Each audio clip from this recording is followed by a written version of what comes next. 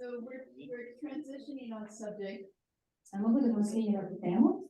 And I was reading this afternoon Isaiah 53, talking about our Jesus, saying he's a man of sorrows. І сьогодні я читала Ісаї 53 розділ, де описаний наш Ісус, Бог печалі. And even in the sorrow, I actually love that he's acquainted, he's familiar with grief.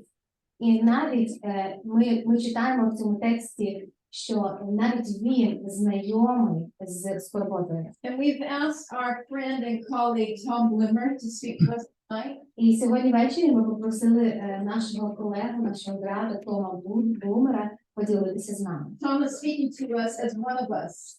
І Том буде говорити як один з нас. He is one of our leaders in Youth with a Mission. Він є одним із лідерів у молодь з місією. Tom speaking to us from just outside of Geneva, Switzerland. Він зараз знаходиться у Женеві, в Швейцарії. Tom is a doctor. He has a PhD in theology. Том є доктором філософії. But that's not why we asked him. Але не тому ми його попросили сьогодні ділитися з нами. He's an educator. Він є освітянин. One of the shapers of the University of the Nations. Один із тих людей, який формує університет націй. But that is not why we asked him. Але не тому ми його попросили ділитися. He is quite known in some spheres of influence in Switzerland and in Europe. Він відома людина у певних сферах в Швейцарії, в Європі. But that's not why we asked him. І не тому ми його просили ділитися з We нами. asked him because he has walked the road, the journey of suffering and loss. Ми попросили його ділитися з нами по тій причині, що він сам пройшов дорогу страждань і печалі. But not just walked it, he has become even more deeply rooted in who God is. І не тільки пройшов, але він став на дорогу розуміння і пізнання того, ким є Бог. He, like Jesus, has been acquainted with sorrow. І так само, як і Ісус, він знайомий з And печалью. we're so happy to have Tom with us as our friend and a spiritual father tonight. І сьогодні ввечері ми радіємо з того, що Том є з нами, як наш духовний батько. So, Tom, we welcome you. Ласкаво просимо, Том. It's yours to take. Мікрофон ваш. Thank you so much for that introduction. Щиро дякую за це привітання. It is a privilege for me to be with you this evening. І для мене це велика честь і привілей бути з вами у цей вечір. I have celebrated last year 50 years in missions. Минулого року я святкував 50 років у місії. But I have not gone through what you have gone through in this past year. Але я не пройшов ту дорогу, яку ви пройшли минулого року, протягом року. About 11 years ago now, my wife got sick. Близько 11 років тому назад моя дружина захворіла. We didn't know what it was. The doctor didn't know what it was. Ми не знали, що це, лікарі не знали, що це. It turns out it was a disease that kills everyone who gets it within 3 months. І як виявилося, це була хвороба, яка вбиває кожного, хто захворіває на неї протягом 3 місяців.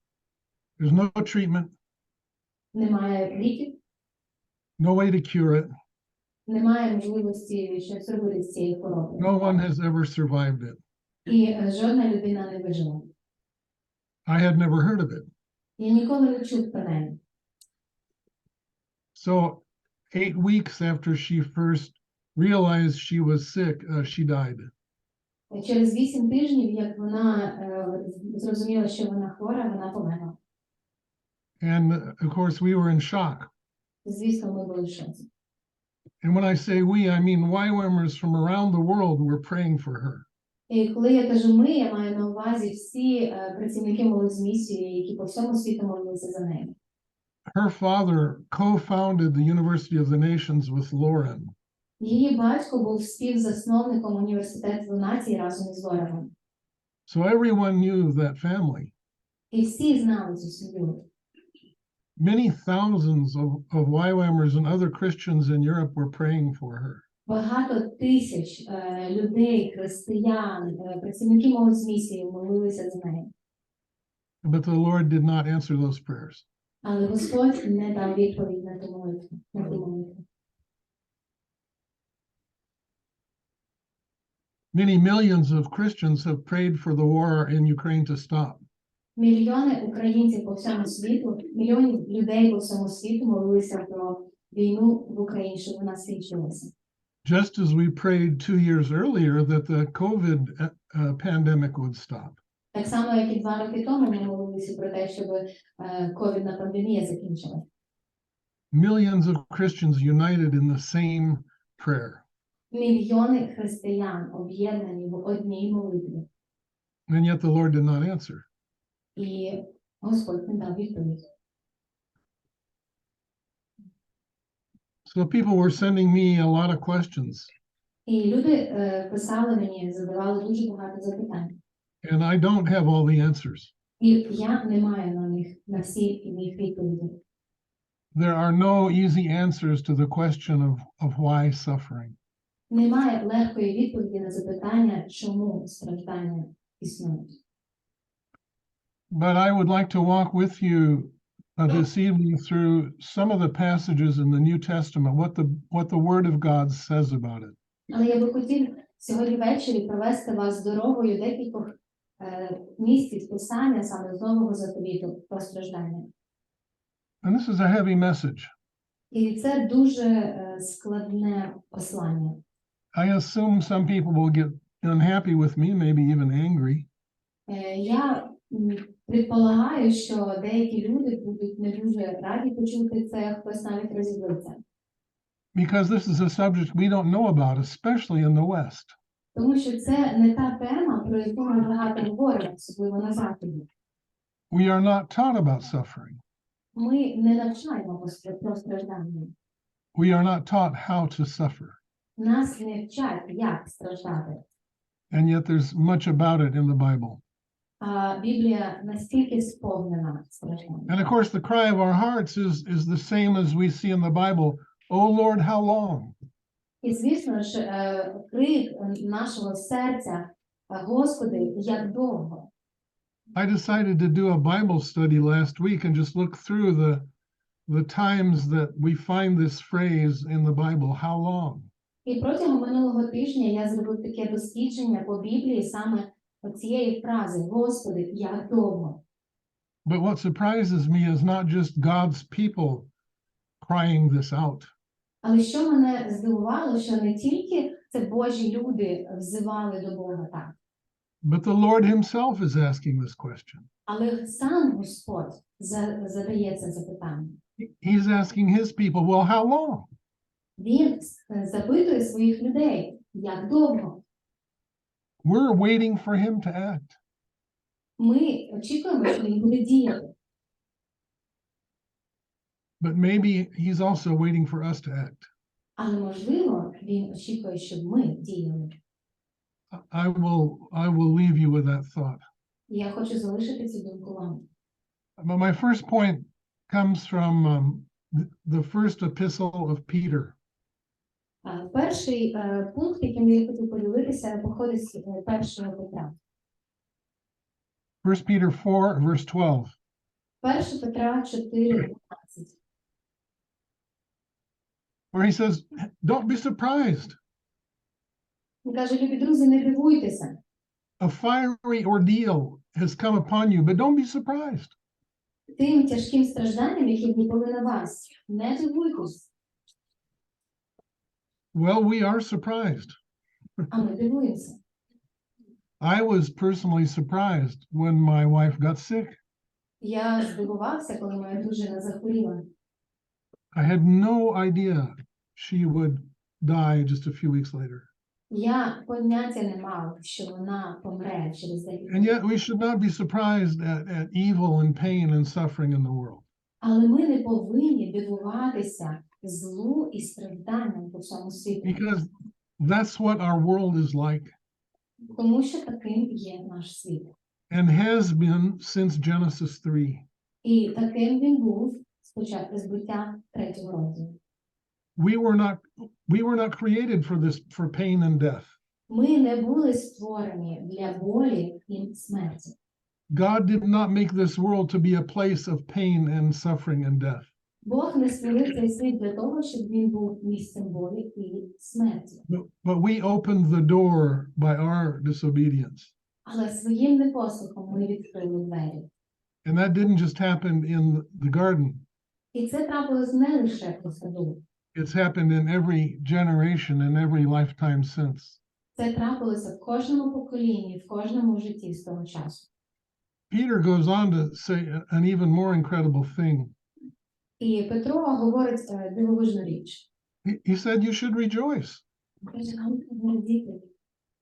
Well, I'm not suggesting that you rejoice tonight. І я не пропоную вам радіти сьогодні. I know if someone had said that to me 11 years ago, I would not have been happy with them.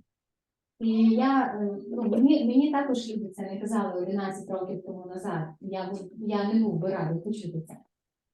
But Peter says, especially as we suffer for the cause of Christ, we should rejoice. Але Петро каже, що коли ми страждаємо за Христа, тоді ми маємо радіти. And that is part of your suffering, isn't it? І це частина вашого страждання, чи не так? This war is a religious war. Це війна релігійна. It's not just geopolitics, Це не просто геополітика, power and territory. влада над територіями. It's a religious war, and I think this is badly understood in the West. Це релігійна війна, і я вважаю, що на Заході це мало розуміють. I don't know what you have been through in this last year, Я не знаю, через що ви пройшли протягом минулого року. but I assume you have come to a level of maturity that you would not have come to otherwise. Але я предполагаю, що ви дійшли до якогось певного рівня зрілості, до якого би ви не дійшли, якби це не відбулося. And that's my second point. І це другий пункт. Suffering is the path to spiritual maturity. Страждання – це шлях до духовної зрілості. Some people say it's the only path. Деякі люди кажуть, що це єдиний шлях. It's the path that Jesus took. Це шлях, яким прийшов Ісус. Який We'll обрав. talk about that a little later. І ми поговоримо про це пізніше. But suffering destabilizes us. Але страждання нас дестабілізує. It shakes us up. Воно нас струшує. We realize all of a sudden that we don't have everything figured out. Одночасно ми розуміємо, що ми нічого не розуміємо. All our theories don't work anymore. Всі наші теорії більше не працюють. Things we were certain of, we're no longer certain of. Те, у чому ми були впевнені, ми більше в тому Our не впевнені. formulas, our favorite prayers, they don't work. Наші формули, наші улюблені молитви більше не працюють. We find out that God is not who we thought he was. Ми зрозуміли, що Бог не той, яким ми його вважали. And he doesn't act in the ways we thought he should. І що він не поводиться таким чином, як ми думали, він мав би поводитися. And we find out more about ourselves. І ми більше дізнаємось про себе. Before my wife Cynthia got sick, I thought I was a strong Christian. Перед тим, як померла моя дружина Сінтія, я думав, що я сильний християнин. I was a YWAM leader, Я був лідером в молодь з місією, base leader, я був лідером бази, working with Lauren and Howard in the University of the Nations. працював з Лореном, з Хавардом в університеті націй. But I found out that in some ways I was a very weak person. І тоді я зрозумів, що я був дуже слабкою особистістю. I was not nearly as strong as I thought I was. Я близько не був навіть таким сильним, як я думав.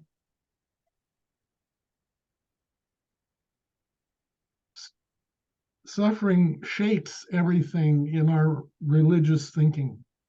Страждання формує абсолютно все у нашому релігійному мисленні. And we're left with God.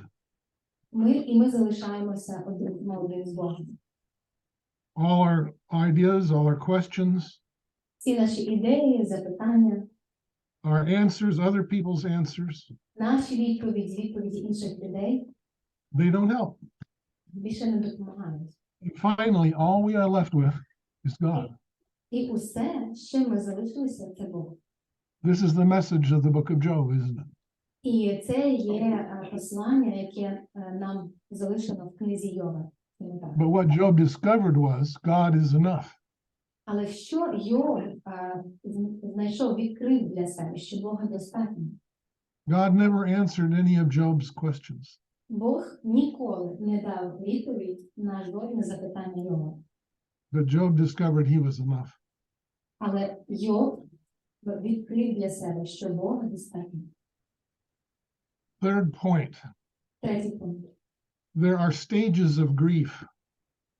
Скорбота має стадії. And most people go through them. І більшість людей їх проходять. And I would assume you have been going through them this last year. І я переконаний, що ви проходили їх також протягом минулого року. They were first described by a Swiss medical doctor. Спочатку ці стадії були відкриті швейцарським лікарем. A lady who saw how her patients were going through stages of trying to handle terminal illness that would end in death. І ця жінка, яка проводила дослідження, вона помітила, що пацієнти, вони проходять через певні стадії до того, як вони зустрінуться з смертю. First stage is denial. Перша стадія заперечення. Oh, this can't be happening. Що це не може бути, цього не може бути.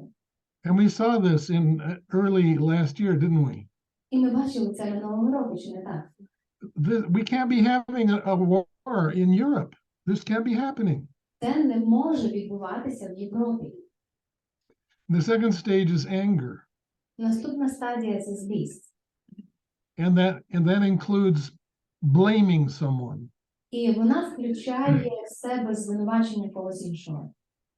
Well, that stage is still going on for a lot of people. І багато людей знаходяться саме в цій стадії зараз. The third stage is bargaining.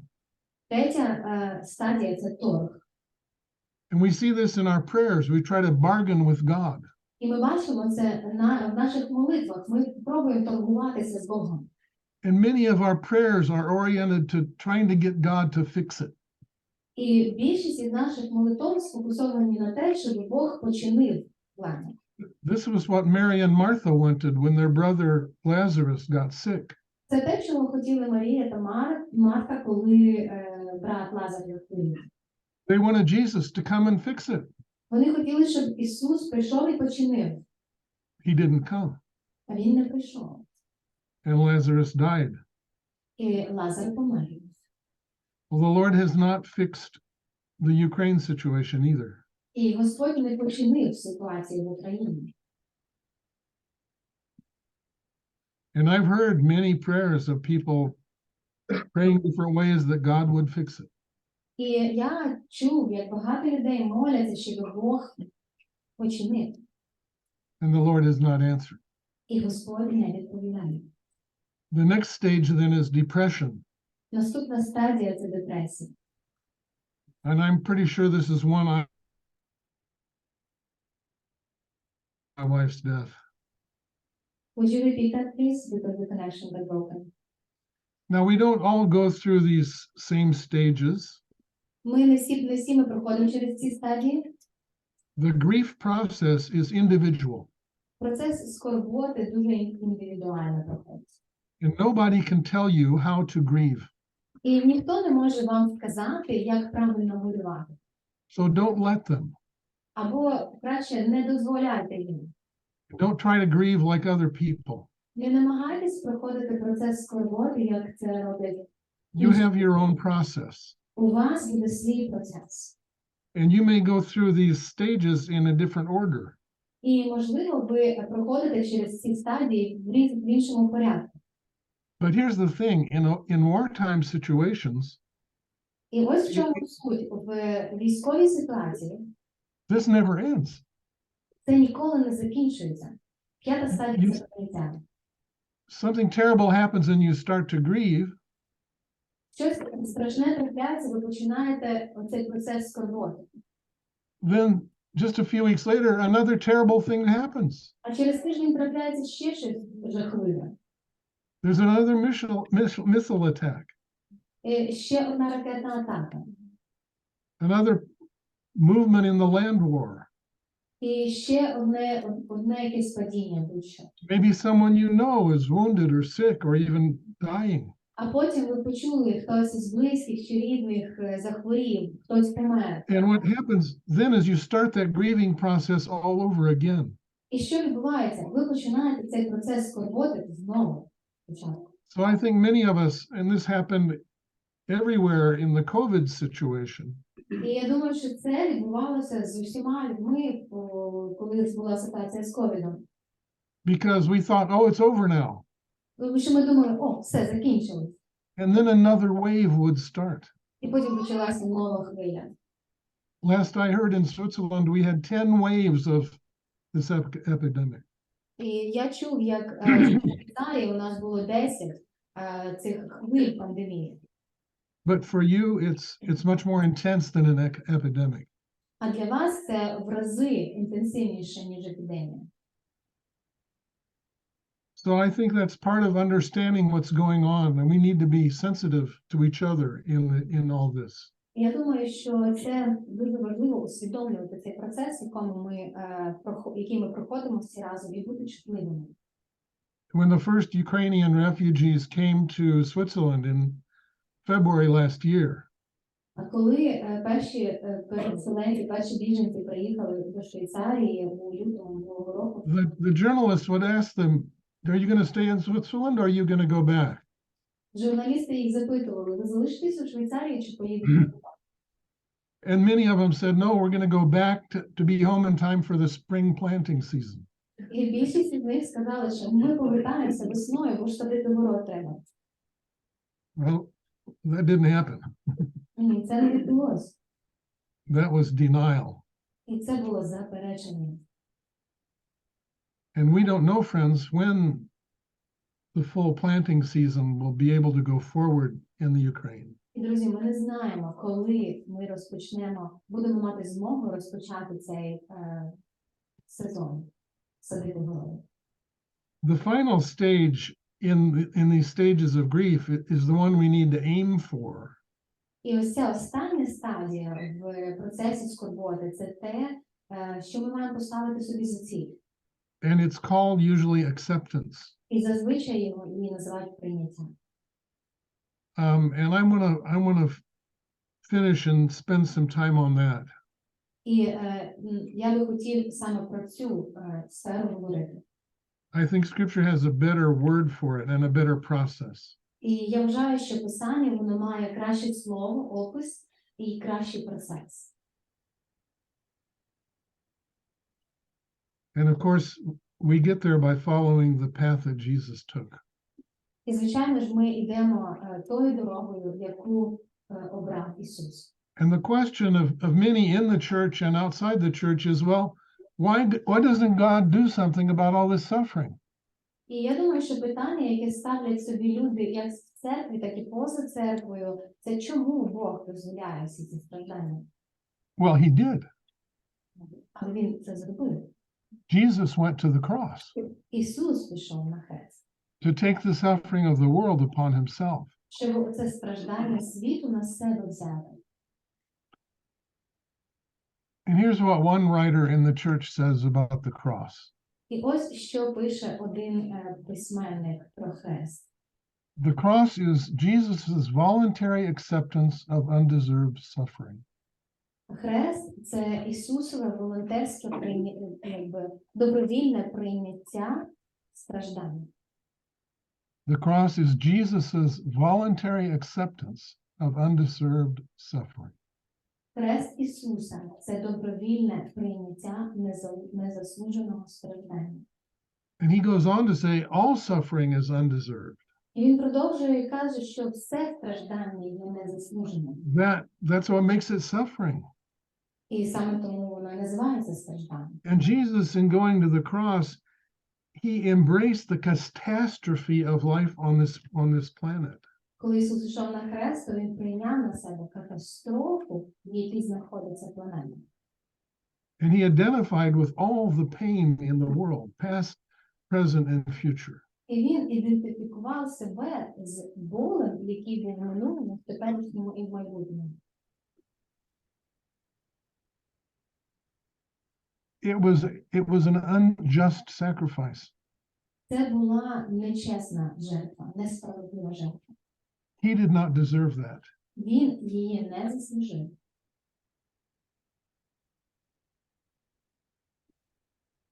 You don't deserve the suffering in the Ukraine. Ви не заслуговуєте на страждання в Україні. It's not your fault. Це не ваша провина.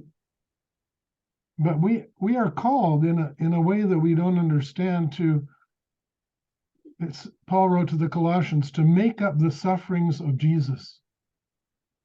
Але ми покликані Ісусом до Його страждань, бути співучасниками Його страждань. This doesn't mean that the sufferings of Jesus were not perfect. They were. Це They не are. означає, що страждання Христові не були досконалі, вони є досконалими. But that as we accept suffering, somehow we join with Jesus because he goes on suffering in this broken world. Але коли ми приймаємо страждання, ми стаємо співучасниками Христового страждання, і Він продовжує страждати в цьому світі. His pain did not end on the cross. Його біль не скінчилася там на Христі. He still weeps with those who weep. Він досі плаче з тими, хто плаче. And he identifies with our suffering, the suffering of this world.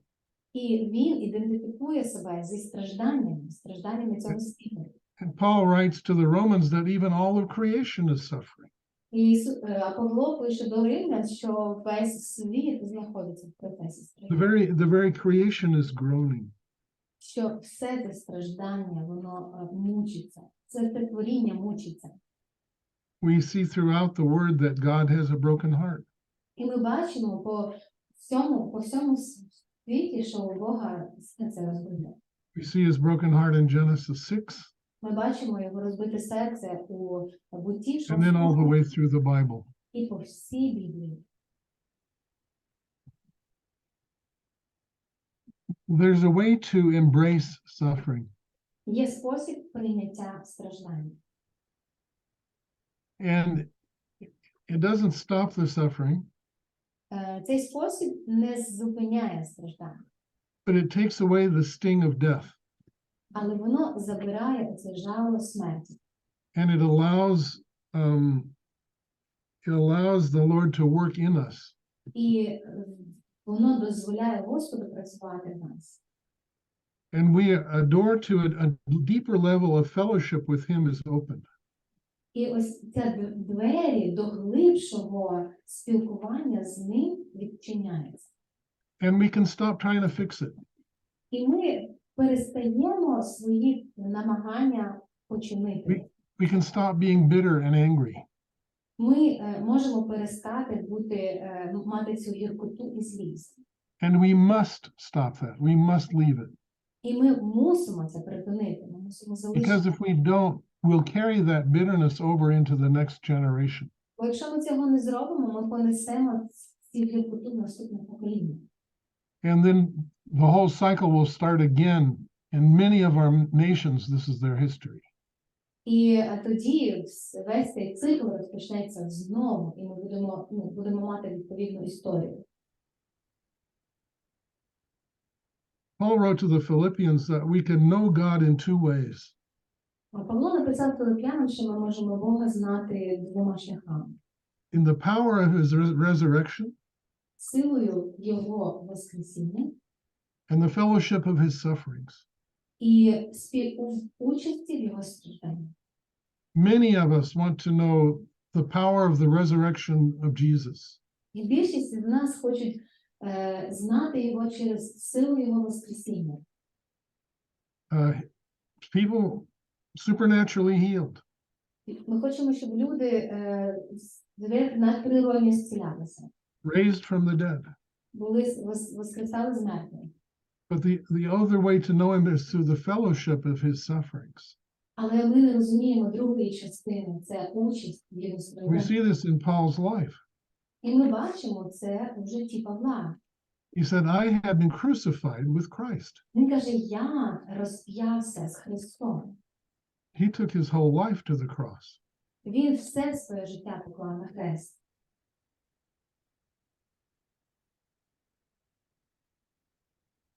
I want to read a poem to you by a guy named Hafez.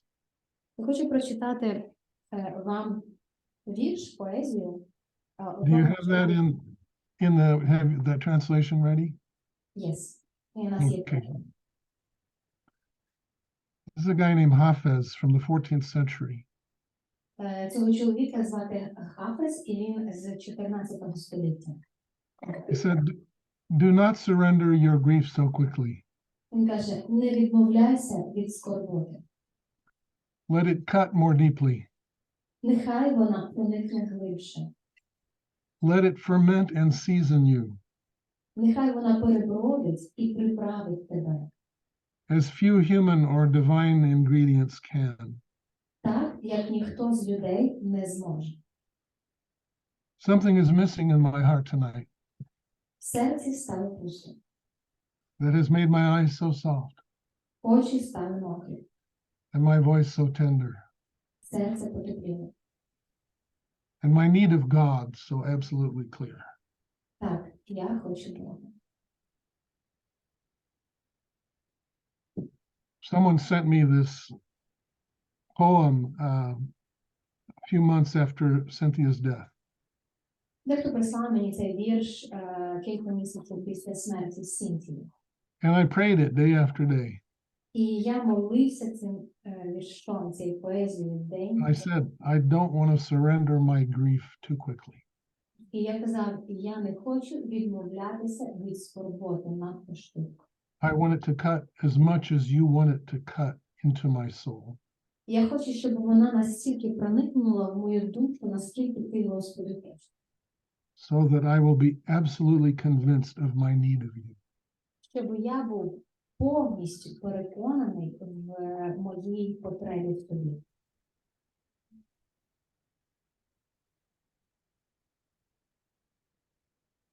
When we embrace suffering, Коли ми приймаємо страждання, we are in a way identifying with the entire universe. певним чином ми ідентифікуємо себе з усім всесвітом, All of the physical creation, з усім фізичним творінням. and we can see the violence of volcanoes and storms and earthquakes. І ми можемо бачити ту насилля, яке приносить з собою вулкани, землетруси, The creation is groaning, як творіння мучиться. but in all of human history, it's the same thing. Але по всій, крізь усю історію, це все було завжди. It's the story of suffering since the garden. Це історія страждання від початку аж від самого себе. But there are certain people who have been able to embrace their suffering Є люди, які змогли прийняти страждання. and then to take their creativity given by God І тоді вони беруть творчість свою дану Богом and give it back to the world. і віддають її назад світу. These are our greatest artists. І він є найкращим митцем. They had a show of the paintings of Van Gogh, the Dutch painter here. Ван Гог, датський митець, мав виставку.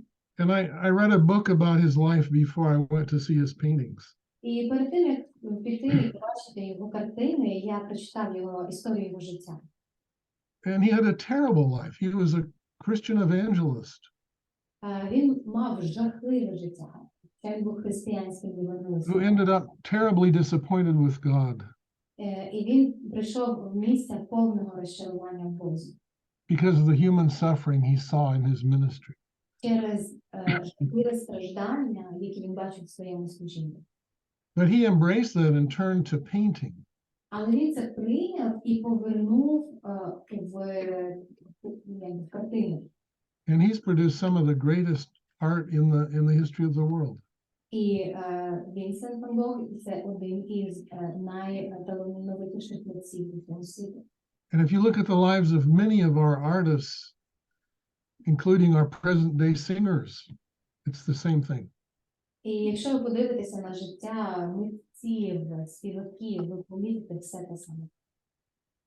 They have moved through the stages of grief through acceptance into embrace of suffering. Вони проходили через усі ті стадії скорботи, через прийняття теж, якби те, що вони погоджуються з цим стражданням. And if we can do that, here's another thing that happens. Коли ми це робимо, ось що відбувається. Jesus learned obedience from what he suffered. Ісус навчився послуху тоді, коли страждав. That's Hebrews 5, verse 8. Євреям 5:8. Obedience was not automatic for Jesus. Для Ісуса послух не був автоматичним. He was not a robot. Він не був роботом. He had to learn obedience. Йому треба було навчитися. And he learned it through what he suffered. І він навчився послуху тоді, коли страждав. And here's the good news for you. You are learning obedience. І ось і добра новина для вас. Ви вчитеся послуху. If you are here tonight, you have learned obedience in a new measure. Якщо ви тут сьогодні, то ви зрозуміли, що таке послух Богові в іншому вимірі. And there are two fruits to obedience. Послух має два плоди. One is your faith has increased. Перше – це збільшення віри. You have a level of faith, of authority in Jesus that is much greater than it was last year at this time. І рівень вашої віри, він є набагато більшим зараз, ніж рік тому назад. And the other is you can enter into the rest of faith. І інша річ, ви можете увійти далі у своїй вірі. You don't have to run around trying to fix everything. І вам не треба більше бігати, намагатися You виправити. can do what the Lord is calling you to do day after day. Ви можете робити просто те, до чого вас покликав Бог день за днем. I think the prayer of Jesus that shows us his embrace of God's will is this. Я думаю, що є ця молитва Ісусова, вона описує нам прийняття, навіть в англійській сказано обіймання цих страждань. It was his prayer in Gethsemane. Це була його молитва у Гефсиманському саду. He said, Lord, not my will, but your will be done. І він каже: Господи, не моя, а твоя воля хай буде. Not my will, but your will be done. Не моя, а твоя воля хай буде.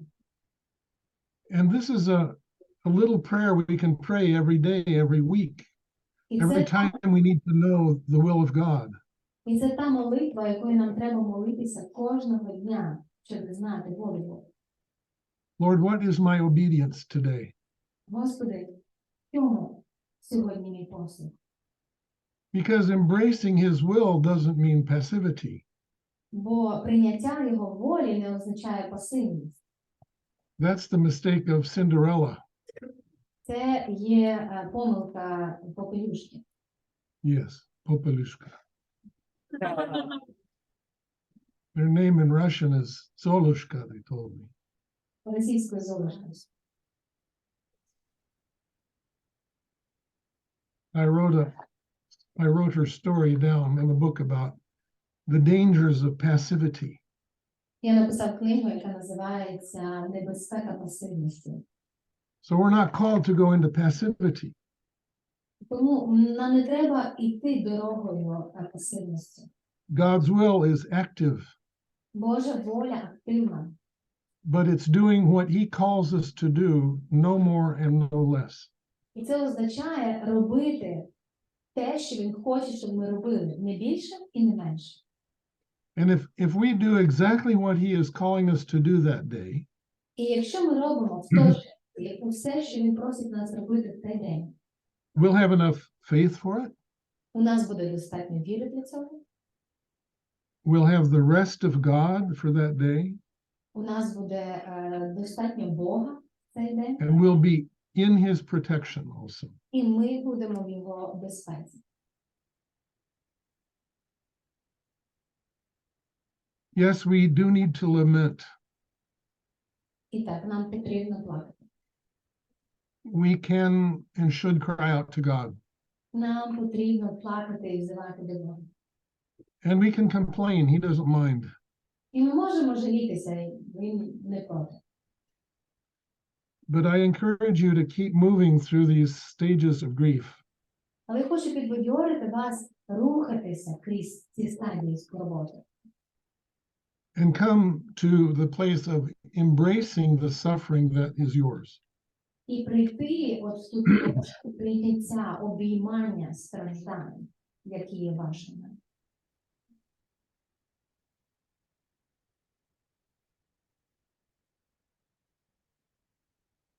And Lord, we pray that your will would be done on earth as it is in heaven. І, Господи, ми молимося, щоб Твоя воля була на землі, як на небі. That your will would be done in the Ukraine and in Russia. Щоб Твоя воля була в Україні і в Росії. In Georgia and Moldavia. І в Грузії, і в Молдавії.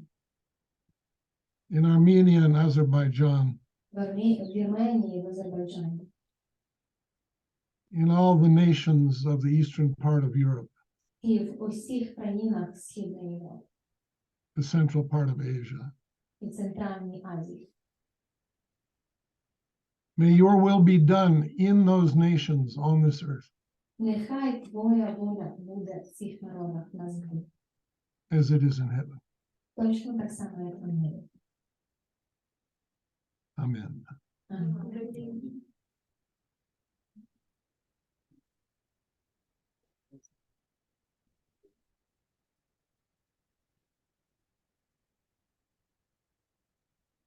This is Judy speaking, though you can't see me.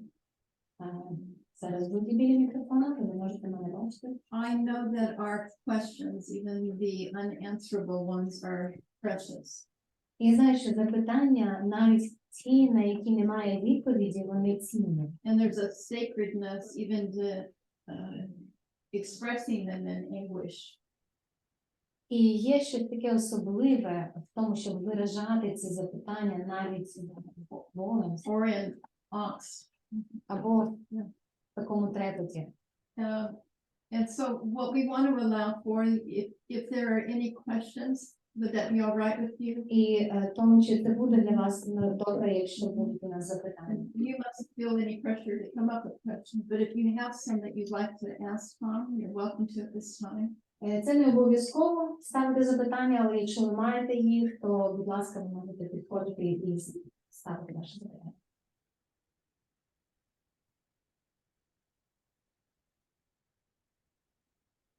Hi, Tom, I have a question. You mentioned lamenting psalms. Could you explain that, please? Том, ви пригадали псалми плачу. Чи можете ви їх назвати?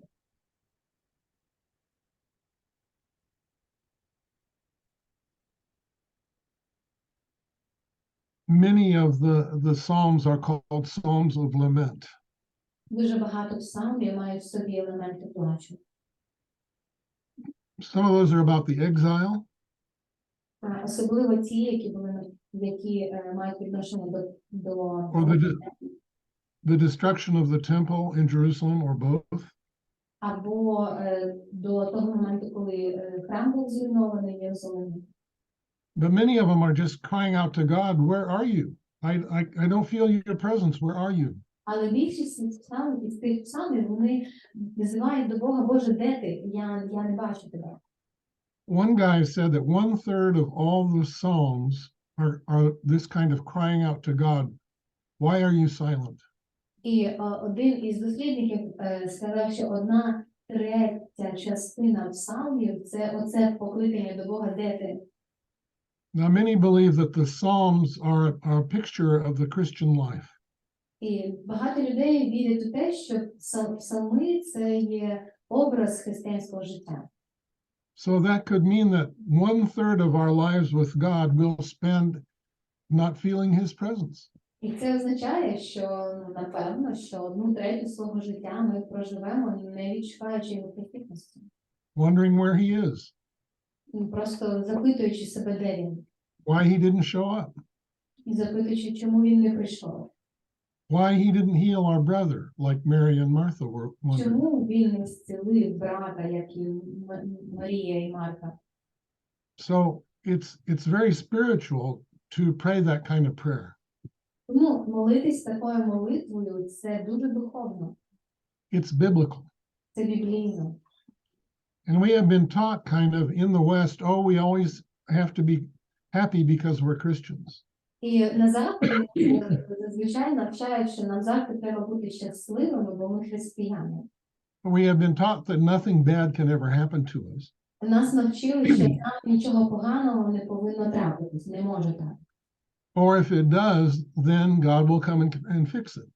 А якщо і трапиться, то Бог прийде і починить. Nonsense. Нонсенс. That's not true in the Bible, Це не Біблія. and it's not true in the Ukraine. Це не істина ні в Біблії, і ні в Україні. We tend to not want to look at those lament psalms. І ми маємо таку тенденцію навіть не дивитися в ці псалми. But it's a fundamental part, for example, of reconciliation. Але ця частина є частиною примирення. If we have a broken relationship, especially someone close to us, Якщо ми маємо розбиті відносини, особливо з кимось, хто близький до нас, we can and we should lament. ми можемо і ми повинні плакати. That's the deepest pain. Це найгірший біль. It's the worst kind of suffering. Це найгірші страждання. Someone who's close to us betrays us. Коли хтось найближчий для нас зраджує нас. How many of you know Adele, the English singer? Хто з вас знає Адель, цю англійську співачку? Yeah, she was number 1 in 35 nations. Вона була номером 1 у 35 країнах. And she's one of these artists who has embraced the suffering in her life. І вона одна із тих митців, яка прийняла страждання в своєму світі. And she sings about love and loss. І вона співає про втрати і про біль. And a journalist asked her, where did you get the material for all these songs on your last album? І журналісти запитали її, де ти береш усі ті матеріали для пісень, які були в останньому альбомі. She gave a one-word answer. І вона відповіла одним словом. Divorce. Розлучення. She took her personal pain and sang about it, and it's a pain that all of us have gone through, more or Вона less. взяла свій біль, свої страждання і вона їх прийняла.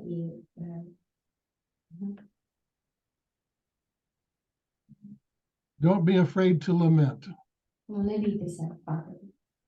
You have lost the nation that you knew. Ви втратили країну, таку, якою ви її знали.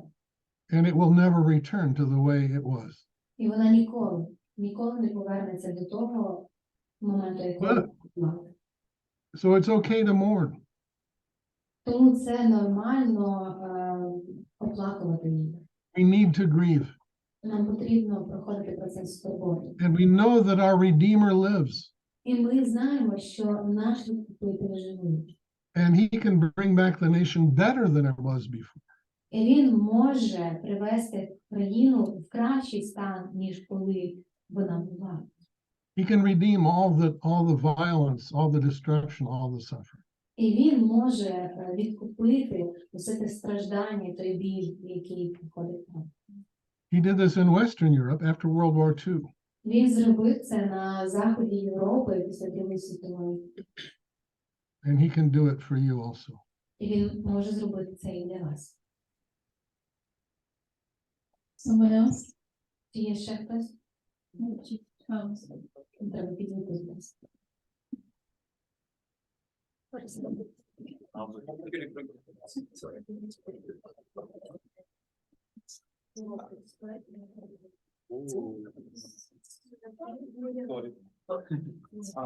У меня такой вопрос практичный. question. Пару лет назад у меня была очень близкая подружка. 2 years ago, I had a close friend. Она была очень классная, миссионерка, у нее было реально крутое будущее. She was very cool. She was a great missionary. She had a great future. Дочка пастыря, крутая девочка. Pastor's daughter, good girl. И просто и в какой-то она села на квадроцикл, перевернулась, и она умерла. And she got on a motorcycle, like a bike and a motorcycle, and turned around and died. И вот такой вопрос, ну, как, если человек тебе подходит с таким вопросом, что сказать? Потому что кто-то говорит, это там дьявол напал, кто-то говорит, ты грешный был, Бог наказал, кто-то говорит, Бог ее себе забрал. Какой из ответов будет правильный, как поддержать? So when people come and ask, like, why did this happen? What can I answer? Like, is it the devil, or is it her sins that she was sinful about something, or God took her to himself? What would be the most appropriate answer? Yeah, it's always difficult. Це завжди важко. I think that if you have a future powerful ministry that is starting to become clear, Я думаю, що якщо у вас є таке сильне служіння, яке починає вимальовуватись, the devil hates you and has a terrible plan for your life. диявол ненавидить вас, і він має жахливий план на ваше життя. He's going to try to stop you before that ministry gets going. І він буде намагатися зупинити вас перед тим, як це служіння розпочнеться. And he will try to kill you. І він буде намагатися вбити вас. So our personal safety needs to be a very big concern. І тому наша особиста безпека має бути для нас великим пріоритетом. The person I know most concerned about his personal safety is also the person with the most faith. Людина, це людина, яка дуже турбується про свою безпеку, і також це людина великої віри. That's Lauren Cunningham, Це Лорен Канінгем. because he knows the enemy will try to kill him. Тому що він знає, що ворог буде намагатися його вбити. We were at a conference once in a little island in the Pacific. Одного разу ми були на конференції на одному острові у Токанському регіоні. We had a day off, І у нас був вихідний день. and some of us wanted to take a bus into the city on our day off. І дехто з нас хотів автобусом поїхати в місто на вихідний. We asked Lauren if he wanted to go with us, І ми спитали Лорена, чи хотів би він поїхати з нами. and he said, no way. І він сказав, в жодному разі. And we said, why not? І ми спитали, чому? And he said, you don't know who the driver of that bus is going to be. А він каже, а ми не знаємо, хто буде водієм того автобуса. And this was an island where the roads followed the bays coming in from the ocean. So there were sharp curves all around in this road. І це була дорога, така, знаєте, як серпантином, іде вона біля високих обривів. So you couldn't see around the curves on that road. І тому за поворотом ти дороги не бачиш. But the people in that culture, they overtook anyway. Але люди, там, які місцеві, вони просто їхали собі. And every weekend people died on that road. І на цих поворотах, на цій дорозі, кожного тижня хтось... So Lauren said, no, I'm not doing that. Він каже, ні, я не поїду. So we didn't go into town on that day off. І тому на той вихідний ми не поїхали в місто. And Lauren has lived to be about 87 years old now. І зараз Лорену 87.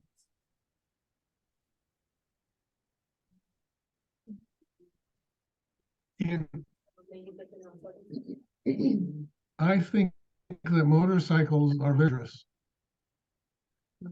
One mission authority has said Мотоцикли це не добре. One missions guy has said more missionaries have been killed on motorcycles than any other cause of death. Одна людина сказала, що він спостерігав, що більше місіонерів загинуло на мотоциклах, ніж по будь-якій іншій причині.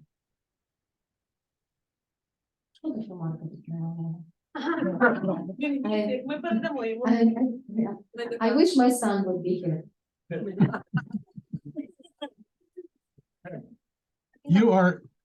You are making yourself vulnerable to an attack of the enemy if you get on a motorcycle.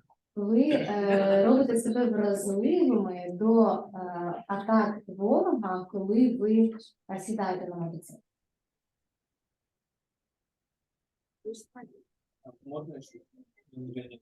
May I ask a further question? Вот у мамы умер ребенок. Okay, a child of a mother died, Кто-то говорит, вот тебя Бог наказал, ты там когда-то развелась, and somebody said, "Oh, God punished you because you divorced your там, husband." Бог заблокировал. А вот тут как ответить? Like, how do we answer? You know, there's no motorcycle. No, God doesn't punish people like that. Ні, Бог не карає людей таким чином. He desires life for everyone. He's the giver of life. Він бажає життя кожному, він той, хто дає життя. And he will protect our children if we are wise. Він буде And if we захищати pray for наших them. дітей, якщо ми мудрі.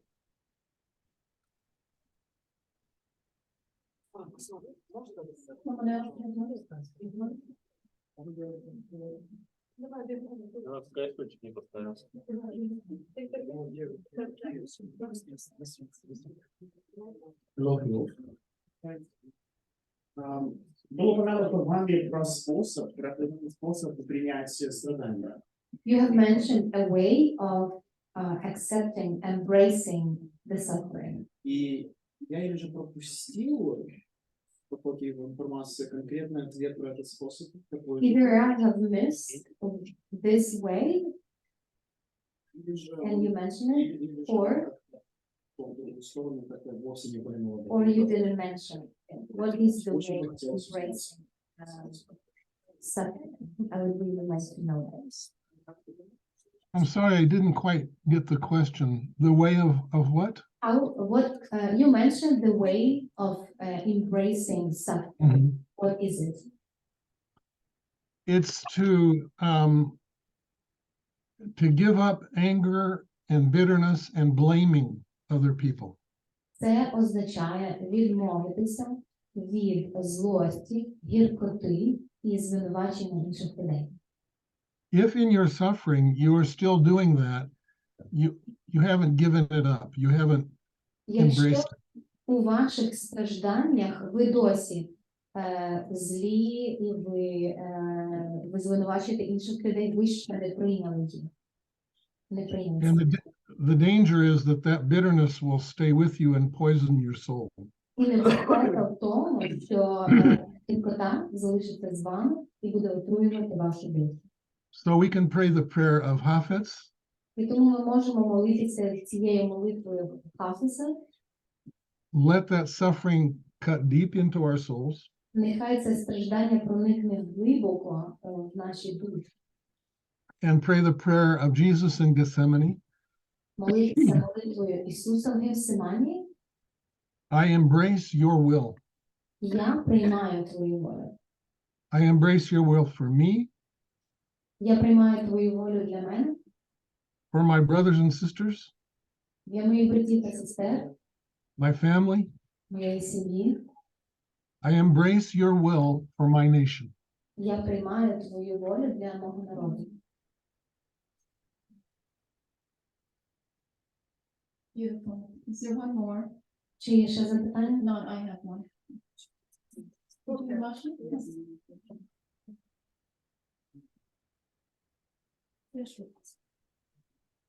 Я думаю, що всі в нас проходили через ці всі стадії. I think all of us have gone through the stages of, І от коли ми, християни, були на цій стадії депресії, And when we as Christians were at a stage of depression, або є, or we still are, тут є, ну і шукаємо відповіді і допомоги, що робити. and we're looking for answers and what to do, Тут є дві відповіді, які дають. and there are two answers given. Хтось говорить, читай Біблію і все буде добре, Someone tells you, read the Bible and everything's going to be alright. а хтось каже, пропрацьовується з психологом And someone else says, work on it with a psychologist і не будь один. and do not be alone. Ось це питання. Що скажете ви?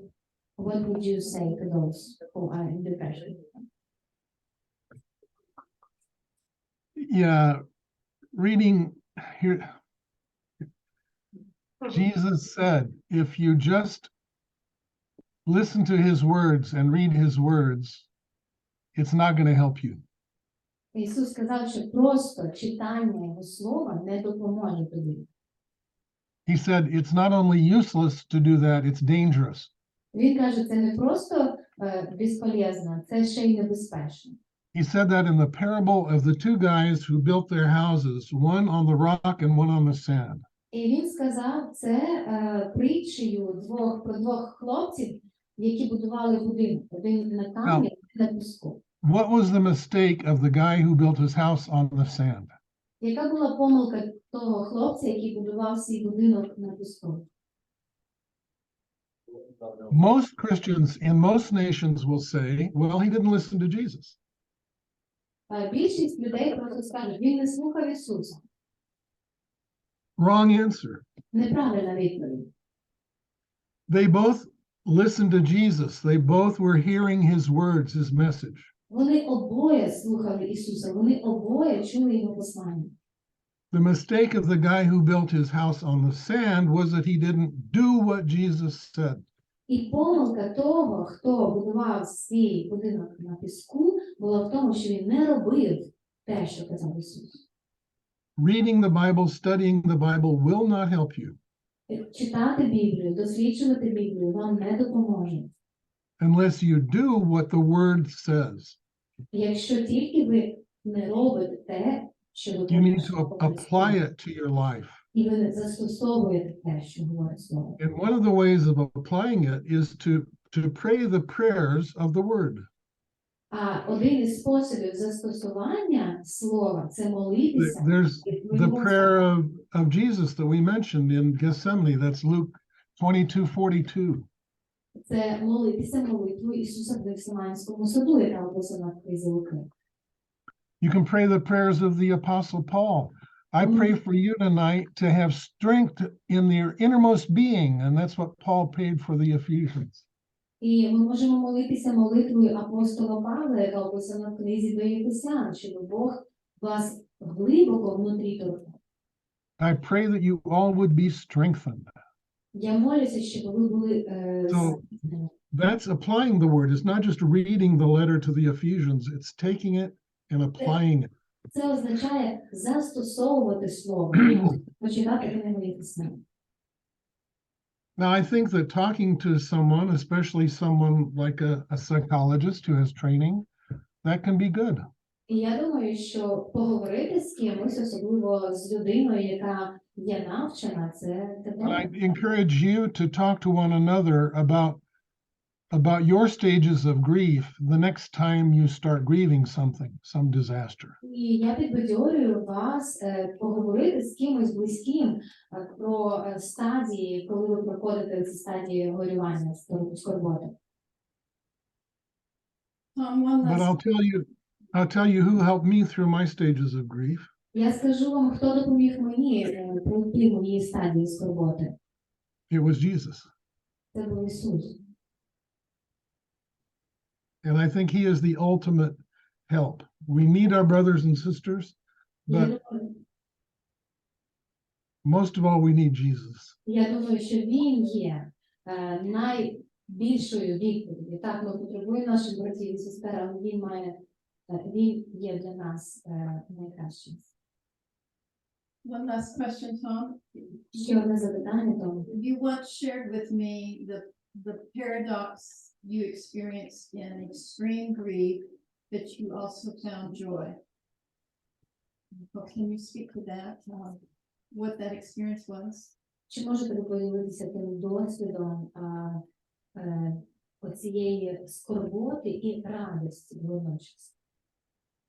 Well, that's what Peter talks about in 1 Peter 4. He says, you can rejoice. 1 Петра 4 розділ, там якраз говориться, ви можете радіти. I think I got there by imagining that Cynthia was so much better with the Lord than she was here on earth. І я прийшов у це місце радості, тоді, коли я уявляв, що Цінтія знаходиться в набагато кращому місці. Because she had this illness, but she also had 3 other conditions which left her in a lot of physical pain. Тому що вона не тільки мала цю хворобу, в неї ще було 3 захворювання, які завдавали їй великого болю. So I am convinced of the reality of heaven. Отож, я переконаний в реальності неба. I am convinced of the love of God that is eternal, that never stops. І я переконаний в любові Бога, яка є вічною і ніколи не зупиниться. I am convinced that when someone dies here, they go from the land of the dying into the land of the living. Я переконаний, що коли хтось помирає тут, вони переходять з землі смерті в землю життя. As we walk closely with Jesus in the fellowship of his sufferings, І коли ми сходимо близько до Ісуса, є співучасниками Його страждань, he'll lead us also into the times of rejoicing. Він також приведе нас у місце радості. There's joy in heaven На небі є радість when one sinner repents. від одної людини, яка кається. So that means there's also not just heartbreak in heaven over the Ukraine, but there's joy in heaven. І ми знаємо, що на небі є радість, і не тільки переживання за Україну, але і радість. Because from what we hear, there are more people turning to God in the Ukraine than any other nation in Europe. Тому що те, що ми чуємо зараз, що в Україні багато людей, більше людей приходить до Бога, ніж будь-де в Європі. Europe is a very difficult continent to preach the gospel.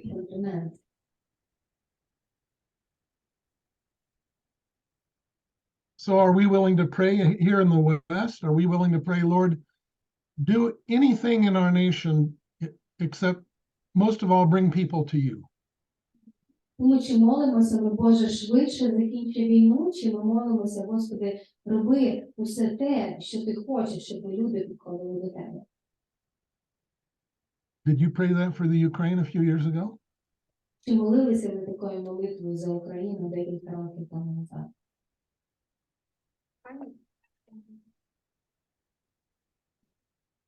That's a hard prayer to pray for a person or a family or for a nation. Lord, destroy their idols. Це дуже складна молитва, молитися нею за себе, за свою сім'ю, за свою націю. But as long as our idols stay in place, we're not going to turn to God. Але поки наші ідоли Перед нами, то нам важко перед нами, тоді нам важко навернутися до Бога. God in his love will shake our national idols. Бог в своїй любові буде трясти наших ідолів. He shook the banking system in Switzerland this weekend. І цього тижня на вихідних він потряс банківську систему в Швейцарії. But people still aren't turning to him. Але люди досі не повертаються до нього. We've got all our prosperity, all our security still in place. І в нас все багатство, вся безпека, все на місці. But I would love to be able to rejoice over sinners in Switzerland confessing their sins. Але я би радів покаянню грішників у Швейцарії. I long for that day. Я чекаю того дня. But that is, I think, the greatest joy of the Lord. It's when his prodigal sons and daughters come back to him. Але це є велика радість Господа, коли його сини і доньки повертаються до нього. Okay. Tom, we thank you so much. Том, щиро вам дякую. You guys want to join me in thanking him? Давайте розіграємо нас.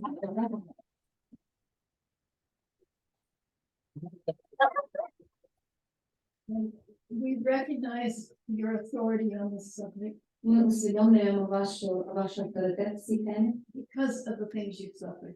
через те, що ви пройшли страждання. Precious. Thank you for sharing that with І us. це дуже цінно, дуже дивовижно. І дякую, що поділилися з нами. We'll say goodbye to you now. А зараз ми будемо казати про побачення на добраніч. All right, to all of you, we know you're tired. Yeah. Oh, you're all suddenly. Amen. І знаю, що всі вже втомилися.